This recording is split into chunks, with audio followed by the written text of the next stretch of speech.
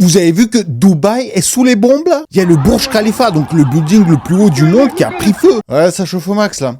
Toi d'ailleurs, t'as prévu de faire quoi pour la 3e guerre mondiale? Parce que les influx voleurs et les escortes de Dubaï, elles veulent toutes rentrer en France d'urgence. On a tous nos passeports ici dans nos TT. On est des Français, hein. D'un coup. La France, protégez-nous, hein. Hein? Oh, je me suis chié dessus, ça va ou pas? Je crie. Ben là, c'est la France qui va chier dessus. Je suis ressortissante française. J'espère que la France, elle va me protéger. Et j'espère qu'ils vont me rapatrier en France. Allez, vous faire foutre. Bon.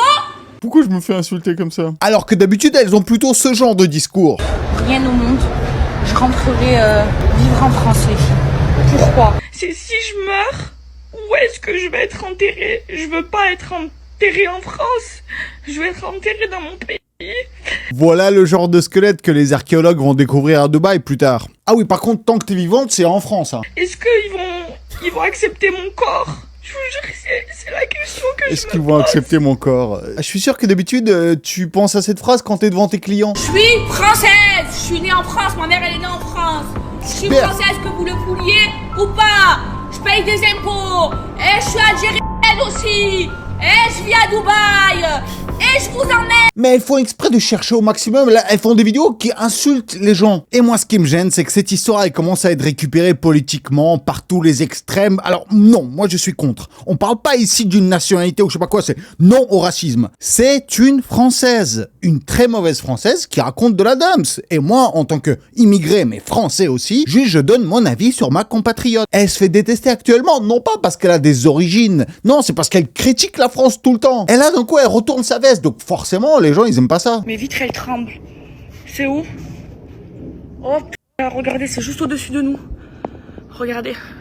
Le bruit, il est encore plus fort que les autres. Elles exagèrent tellement tout. Genre, oh, regardez, c'est là, c'est là. Oh non, j'ai trop peur. Pourquoi tu paniques? Le missile, il va rebondir sur ton huc en plastique, là. Il va repartir vers l'envoyeur. Elles font semblant que dans les supermarchés, c'est les pénuries, y a plus rien. Il y a plus d'eau. Il y a plus d'eau. Y a plus d'eau. Ah si, il y en a là. Ouf. Ouf. Oh, le pire jeu du monde. Elle a pas vu un rayon de 1 km d'eau? En fait, elle se sent comme si elle était dans un film de catastrophe. Et bien sûr, tous les Français normaux, quand ils voient ce genre de personnage détestable, ces cassos millionnaires, là, qui arnaquent des jeunes en leur vendant des crèmes qui sont censées les rendre plus intelligents. Je sais pas encore quel produit de dumps. Bah bien sûr, quand les gens, ils voient tous ces influx voleurs vivre un pire moment de leur vie, bah ils sont comme ça. Moi, mon fil d'actualité, il est rempli de ça. Ça chiale dans tous les sens. Donnez-leur un Oscar, moi, je vous le dis. Je suis ici à Dubaï et j'ai hyper peur parce que dans le ciel, il y a des sortes de feux d'artifice, mais ce sont pas des feux d'artifice, ce sont des bombes, des vraies bombes, ça fait comme ça. Il y a des missiles qui viennent de tomber encore, sauf que là, ça pue, j'ai vraiment très très peur. Si ça pue, c'est parce que l'autre, elle s'est chiée dessus. Oh, je me suis chié dessus. Et attention, il faut séparer les personnages comme cette Maëva et toutes les autres connasses des ressortissants et des habitants français à Dubaï. Et je comprends que ça puisse les énerver parce que tout le monde les insulte et les met dans le même sac avec ces influx voleurs. Parce qu'en vérité, c'est juste une petite poignée des Français qui habitent à Dubaï, en fait, qui donnent la mauvaise réputation à tous les Français parce que c'est eux qui parlent le plus, qui ouvrent leur gueule. Et Thibaut Inchette, d'ailleurs, il a pris une sauce parce qu'il a voulu critiquer donc ces influenceurs, mais un peu sans faire exprès, il a posté le tweet, il a pas précisé. Pourtant, il a mis les influenceurs de Dubaï, finalement, on est bien en France, n'est-ce pas? Il y a même Nabila qui a insulté Thibaut InShape. On vit dans un multiverse. Et il s'est fait insulter de ouf, genre, ah, donc t'es un en vrai, toi. Oh, je pensais pas qu'il était comme ça, lui. Et donc, il a dû s'excuser, enfin, de préciser son message que la situation reste bien sûr tragique et une pensée pour toutes les personnes présentes et bloquées sur place. Je voulais simplement pointer du doigt, donc, l'hypocrisie de certains influenceurs qui font de l'arnaque de leur business sur le dos des honnêtes gens. Moi, je suis d'accord avec lui sur ce point-là. J'espère que mon discours sera pas mal compris. Parce que ces meufs, en plus, on les voit, elles chialent 5 secondes à cause des bombes, et juste après, elles te font des stories pour vendre des crèmes anti-rides du cul. Ouah, les bombes, c'est horrible. Achetez mon produit. La France, aidez-nous. Et téléchargez ma super formation Comment survivre au bombardement en cliquant ici. Non mais sérieusement, je suis allé voir leurs stories, c'est incroyable. Bon ben, ça continue à péter, mais... Elle se plaint. Regardez, vous allez à la story d'après. Non mais je vous explique, jusqu'à que je meure, je vais jamais arrêter de prendre soin de moi. Même si je meurs, je n'arrêterai jamais de prendre soin de moi. C'est une huile anti-cellulite. Il y a des bombes qui tombent, elle pense à son huc. Ils ont bombardé vers chez moi, ben ça a été fort.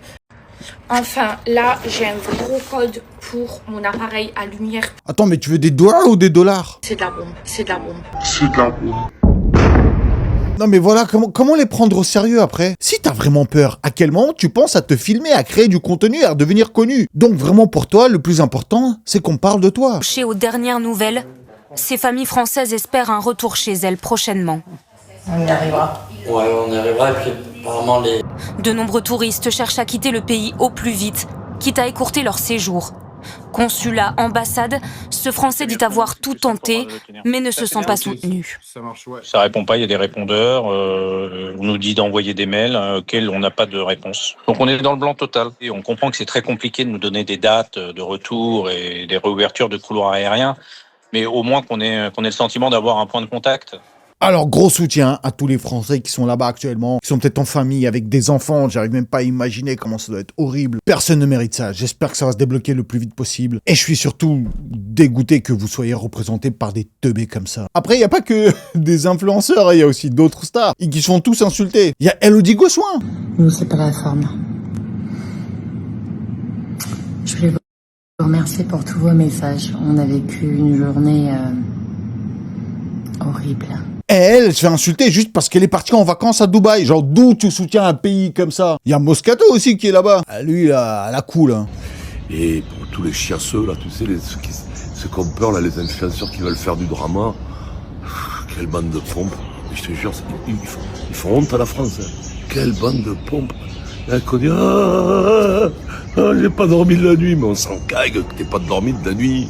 On s'en fout de ta gueule. Voilà, il y a des choses plus importantes dans la vie. Tu dois vraiment ton dentifrice ou tes merdes. Voilà. Et quand même, ce qui est super reflétant de notre époque, c'est que les gens trouvent que le plus important dans ce moment où ils risquent leur vie, c'est de se filmer et surtout de montrer leur visage. Et c'est pas que les influenceurs, là. Il y a ce mec, là, qui trouve que c'est super important de tourner la caméra vers lui à chaque fois pour montrer son émotion. Oh my god. Et moi, là, ce que je fais, c'est que je montre ma réaction à sa réaction. Les gens, en fait, ils sont trop dans le syndrome du personnage principal. Je ferai une vidéo sur ce phénomène psychologique. Ça représente beaucoup notre époque. Et donc, ce qui est intéressant, c'est que, voilà, donc la plupart des annonceurs ont commencé par ce genre de message où ils flippent. J'ai vraiment très peur. Il est en train de se passer des choses très graves ici dans les Émirats. On sait, hein, la vie, elle tient à ça. Mais d'un coup, il y a une vague de messages vidéo d'influenceurs qui disent au contraire que mais tout va bien, mais ils exagèrent, mais c'est nickel ici. Tout va bien, ok? Regardez, les oiseaux chantent, il y a du soleil. Malheureusement, il y a eu quelques petits débris. Ne vous inquiétez pas, il n'y a aucun influenceur, il n'y a personne qui reviendra en France. Moi, je préfère rester ici. Dubaï, c'est ultra sécurisé. Je pense que 99% d'entre eux ont été interceptés. Donc... Mais ils ont tous été interceptés, il n'y en a pas un qui nous a touchés. Dubaï est le pays le plus safe au monde. Oui, le pays, hein. Ce n'est pas une illumination collective. C'est beaucoup plus simple que ça. C'est parce qu'on leur a dit de dire ça. En fait, c'est le parquet des Émirats qui a envoyé un mail à tous les influenceurs pour les mettre en garde contre diffusion de toute rumeur, de fausses informations, pour pas qu'ils donnent une trop mauvaise réputation au pays. J'avoue que je sais pas trop ce que j'ai le droit de dire, pas le droit de dire, droit de montrer, pas le droit de montrer.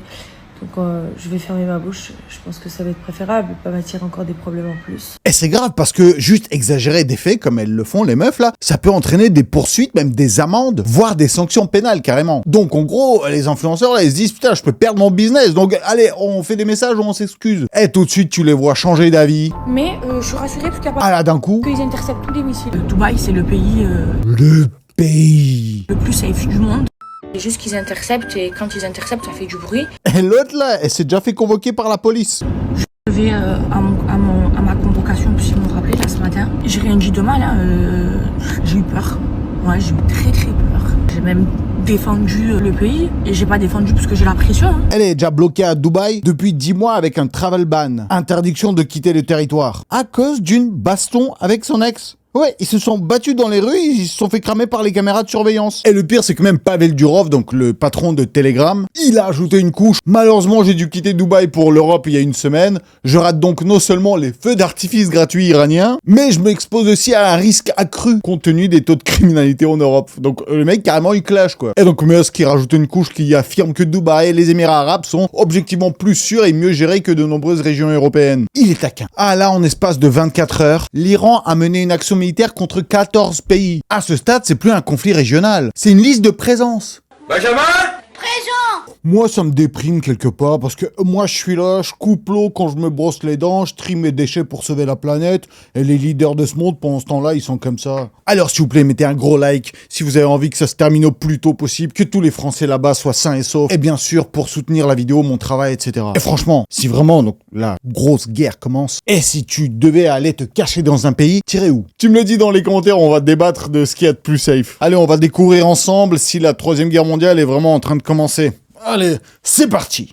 Donc voilà Palm Jumeirah, voilà un hôtel à minimum 500 balles la nuit, et voilà un ciel où encore hier il y avait que des avions remplis de touristes en short, et maintenant il y a des flashs, des explosions, et des gens qui ont enfin compris ce que ça veut dire des tensions géopolitiques. Bienvenue dans le nouveau Moyen-Orient. Donc le 28 février 2026, ce qui faisait peur à tout le monde depuis des années est enfin arrivé. Les États-Unis ont lancé une des plus grosses opérations militaires au Moyen-Orient depuis des décennies. Ils ont bombardé l'Iran, alors il y a plusieurs cibles stratégiques qui ont été touchées, comme la résidence présidentielle, et d'ailleurs Ali Khamenei, donc l'ancien guide suprême, l'ancien président de l'Iran, est t'as le quartier général du corps des gardiens de la révolution, l'aéroport de Téhéran, les sites liés à l'industrie des missiles, et les médias parlent d'explosions dans tout le pays, de Téhéran à Tabriz. Et bien sûr, il y a plein de parties civiles qui ont été touchées, comme par exemple une école de jeunes filles avec des dizaines d'enfants ou blessés. De toute façon, je vais pas rentrer dans la politique là parce que c'est toujours trop compliqué, c'est trop risqué, mais moi, ça me dégoûte tout ça. Et je vais pas dans cette vidéo soutenir quelqu'un. Non, je reste neutre, je veux pas de problème. Mais en tout cas, l'Iran, après ça, il a répondu. Ils ont sorti les missiles, ils ont bombardé à peu près comme ça. Ils ont d'abord commencé à viser les bases américaines situées au Moyen-Orient, genre au Qatar, au Bahreïn, au Koweït, en Jordanie, en Arabie Saoudite, et donc dans les Émirats Arabes Unis. Parce que l'Iran, il peut pas bombarder Washington, c'est trop loin. Mais ils sont pas arrêtés là, ils ont aussi tapé dans du civil. Donc Dubaï a été touché, Abu Dhabi aussi, d'autres villes encore.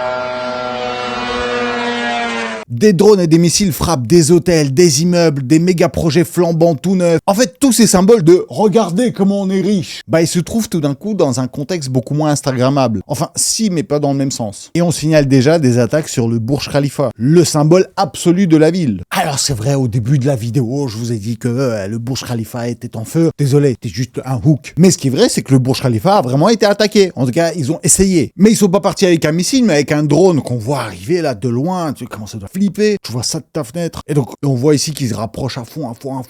Et puis, encore heureusement qu'il y a cette protection du ciel qui le dégomme au dernier moment. 24 live from downtown. Alors, effectivement, il y a eu plein de fausses vidéos de bombardement. Et c'est pour ça qu'il faut faire attention. En fait, ça a été massivement créé et diffusé par l'Iran pour raconter leur succès militaire. Et tout ça, bien sûr, ça a été généré par l'IA. En fait, c'est ça, quand on rentre dans la phase 2026 du conflit, c'est aussi une guerre numérique et psychologique. Il faut influencer les gens en passant par les réseaux sociaux. Au total, il y a eu environ 70 explosions qui ont été entendues au-dessus de Dubaï. Et du coup, la plupart des dégâts, en fait, ça vient des missiles dégommés, en fait, les débris qui tombent. Les clients des hôtels touchés sont évacués vers les parkings et des zones souterraines. Ah, je vous jure, par contre, il y a des histoires malheureuses. Il y a des touristes, ils sont sur des matelas par terre. Et d'ailleurs, toutes les images que je montre ici, je peux pas mettre les explosions et les trucs les plus hardcore, sinon je me fais censurer sur YouTube. Donc, toutes ces vidéos, toutes ces photos, je vais les mettre sur mon Telegram. Et d'ailleurs, pour toutes les news qui vont arriver, je vais essayer de suivre ça de près. Tout va être là-dedans. Et on en parle autant parce qu'en fait, c'est sur Dubaï qu'on a le plus d'informations parce qu'il y a le plus de stars et d'influenceurs là-bas. Et l'Iran a d'ailleurs visé aussi l'aéroport international de Dubaï. Une évacuation est en cours. Alors, des vidéos montrent des dégâts à l'intérieur, de la fumée. Ça doit être horrible à vivre. Et ben là, tout est à l'arrêt. Il y a aucun vol. Tout est bloqué. J'ai des amis qui sont là-bas actuellement et ils ne peuvent pas partir. Là, aujourd'hui, la compagnie aérienne Emirates a annoncé que, apparemment, il commencerait quelques vols ce soir, là, donc le 2 mars. Et effectivement, hier, il y a eu les premiers vols qui ont été faits, donc le premier retour des Français. À l'aéroport Roissy-Charles de Gaulle hier soir, soulagement pour ce père.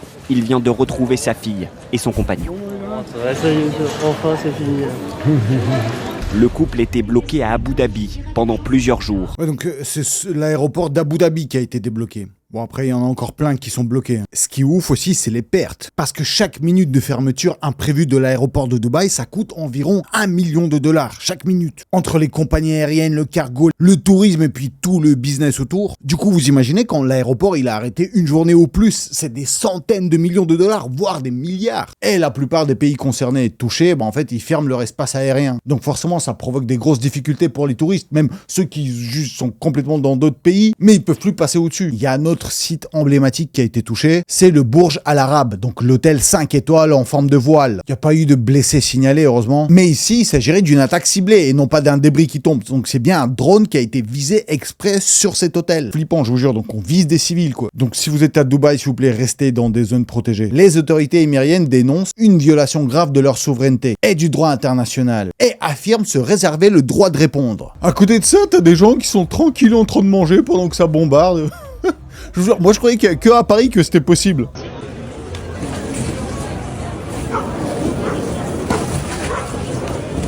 T'as des touristes russes aussi au KLM qui font du parapente, y a aucun souci, tu sais, t'as pas l'impression que tu vas croiser peut-être un drone? Eux, ils sont en mode, la guerre, des fois, ça dure 4-5 ans. Moi, mes vacances, c'est une semaine. Un truc qui m'a fait marrer, c'est que les boum-boum iraniens ont fait grimper le marché du divertissement nocturne. Pendant que certains touristes dormaient sur les parkings, en fait, il y a eu plein d'hommes d'affaires qui étaient coincés sur place. Et du coup, les hommes d'affaires, quand ils ont rien à faire, ils ont envie de ham-ham. Et ça a fait grimper la demande des travailleuses du plus vieux métier du monde. Apparemment, donc, les tarifs, ils ont chuté juste le premier jour où tout le monde a flippé, mais dès le deuxième jour, ça a tellement monté en moyenne jusqu'à 4000 balles la soirée. En période de crise géopolitique, il y en a qui investissent dans de l'or, et puis d'autres, c'est dans le réconfort humain version premium. Je vais vous mettre les annonces des meufs avec les photos sur mon Telegram. En tout cas, un des moves très bien donc du roi des Émirats Arabes Unis, il a envoyé des instructions à tous les hôtels de prolonger le séjour des gens qui sont coincés là-bas, qui ne peuvent pas partir. Et donc le département de la culture et du tourisme vont tout rembourser aux hôtels plus tard. Et en général, les conséquences pour la France. Il y a déjà des grosses files d'attente pour l'essence. De toute façon, dès qu'il y a une crise, on dirait que c'est ça. Attends, ils ont un peu le pif, hein, regardez. Bien sûr, il y a des gros risques. En fait, l'Iran a attaqué l'une des plus grosses raffineries du pétrole au monde, en Arabie Saoudite. Donc, ça flambe de partout et la production est arrêtée. Donc, forcément, tous les experts, ils annoncent déjà une flambée des prix de l'essence. Et justement, en France, le prix du gaz en Europe, il a bondi de plus de 45% après que Qatar Energy a interrompu sa production de GNL. Parce que oui, l'Europe est dépendante d'eux en termes d'énergie. D'ailleurs, sur mon Telegram, on peut m'envoyer des messages. Et j'ai reçu un message d'un abonné de La Réunion. Et il m'a expliqué qu'en fait, si cette situation continue, à La Réunion et aux îles Maurice, ça va être la grosse dumps. Ils pourraient se retrouver en énorme difficulté alimentaire, quoi. Donc franchement, gros soutien à tous les Réunionnais et Mauriciens. Tenez-nous au courant. Donc envoyez-moi des messages dans les commentaires. Dites-nous comment ça se passe. Alors du côté de la France, le pire c'est que il y a possibilité qu'elles soient impliquées. Alors, on va remettre 2-3 choses dans l'ordre. D'abord, il y a une base navale française à Abu Dhabi qui a été touchée. Donc il y a des dégâts du côté français, mais seulement matériels. Et après, c'est pas une base navale que française. Mais officiellement, la France est directement concernée. Et donc ensuite, la France a envoyé son porte-avions qui s'appelle Charles de Gaulle vers la Méditerranée orientale. Alors c'est pas pour attaquer tout de suite, mais c'est pour être en position, prêt à réagir. Ah, ça sent pas bon. Bon, après ça devient un peu trop politique, j'ai pas envie de rentrer là-dedans, mais juste nous en tant que citoyens, tu sais, ça fait flipper quand même. Donc allez, on reste ensemble, mais Yagadou, on essaie de suivre tout ça, mettez des gros likes s'il vous plaît. On débat de la situation dans les commentaires, dès qu'il y a des news, balancez-les. Et moi je vous fais un maximum de Yagadakis et j'ai déjà hâte de vous retrouver à la prochaine vidéo qui va arriver, mais très bientôt. Et ça c'est un très bon album. Un de mes préférés du rap français. Ah, Doc.